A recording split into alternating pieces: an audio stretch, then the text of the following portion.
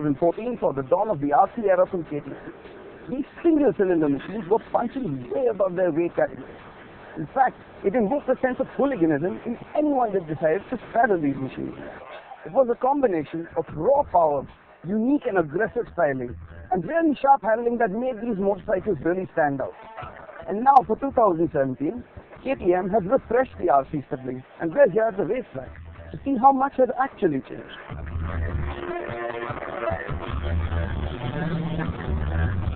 The smaller sibling in the RC range gets a set of new graphics and a PS4 compliant engine. So, this motorcycle remains relatively unchanged, although the new graphics do lend a breath of freshness to the motorcycle. So in all essence, the RC200 hasn't seen too many substantial updates. The RC390 on the other hand has got a few updates that are noteworthy. Now let's see how these changes translate into the real world.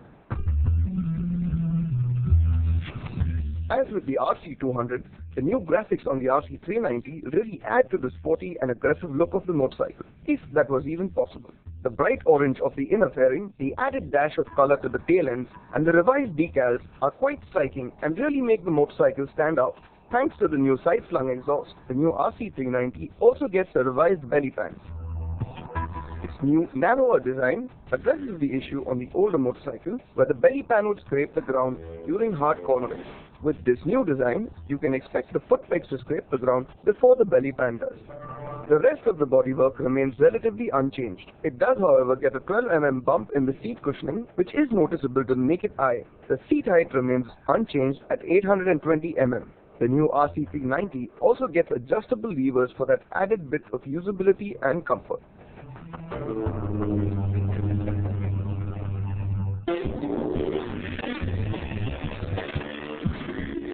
The ride-by-wire throttle allows for more efficient use of fuel and a throttle that is less sensitive to heavy inputs. The power is delivered cleanly and in the process becomes more usable. And the shorter throttle travel, thanks to the ride-by-wire, means you can access that power in the higher revs more easily. While these changes may not be immediately noticeable, they do allow the motorcycle to now be Euro 4 compliant, and the new underfloor free silencer needs a side-slung silencer which complements it. While the 2017 model still produces 43 horsepower, the torque figures have gotten a 1 Nm bump and now peaks at 36 Nm. This increase, however, is not noticeable when riding the machine. The extreme levels of heat produced by the engine remain unchanged though, and this is immediately noticeable once the motorcycle is at a standstill. The CASC slipper clutch helps reasonably well for hard downshifting, and it also keeps the lever light and easy to operate. The 6-speed gearbox remains unchanged, and the power is delivered smoothly to the red line. Where one major improvement has taken place is with the brakes. Not only does it get a 20 mm increase in the diameter for the front brake, it also gets a 1 mm increase in the size of the master cylinder. This has resulted in phenomenal stopping power.